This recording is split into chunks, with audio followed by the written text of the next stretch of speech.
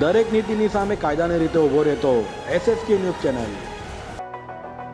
સુરતના લીંબાયત વિસ્તારના માથાભારે હસીમે સરકારી જગ્યા પર કબજો કરી જીમ અને ક્રિકેટ બોક્સ બનાવ્યું હતું, જ્યાં સુરત પોલીસે યુપી સ્ટાઇલમાં JCB લઈ પહોંચી જઈ ડિમોલિશન કર્યું હતું।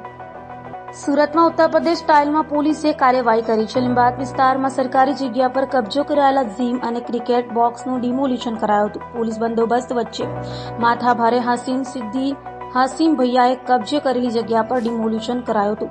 શ્રી રામ મંદિરની બાજુમાં જ માથાભારે હાસિમ સિદ્દીકીએ જીમ અને ક્રિકેટ બોક્સ સહિત બનાવી લીધા હતા। જો કે તંત્ર દ્વારા અત્યાર સુધી તેના આ ગેરકાયદે કબજા પર કોઈ કાર્યવાહી કરાઈ નથી। જો કે હાલમાં 2 દિવસ પહેલા જ હાસિમ સિદ્દીકીના માણસોએ કરેલા ઝઘડાના CCTV વાયરલ થયા બાદ પોલીસ હરકતમાં આવી હતી અને હાસિમ સિદ્દીકીને લીંબાયત પોલીસે ઝડપી પાડ્યો હતો।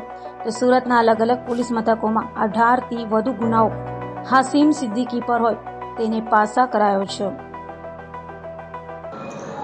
હાસિમ સિદ્દીકી જે છે જે હમણાં જે એક લેટેસ્ટ એની વિરુદ્ધમાં એક ગુનો દાખલ થયો છે કે એની સોસાયટીની અંદર એણે એક મારામારી કરેલી ને એમાં એનું નામ સામે આવ્યું છે ને ત્યારબાદ ખબર પડી કે એણે એન્ટી સોશિયલ માણસ એના વિરુદ્ધ 20થી વધારે ગુના દાખલ થયેલ છે।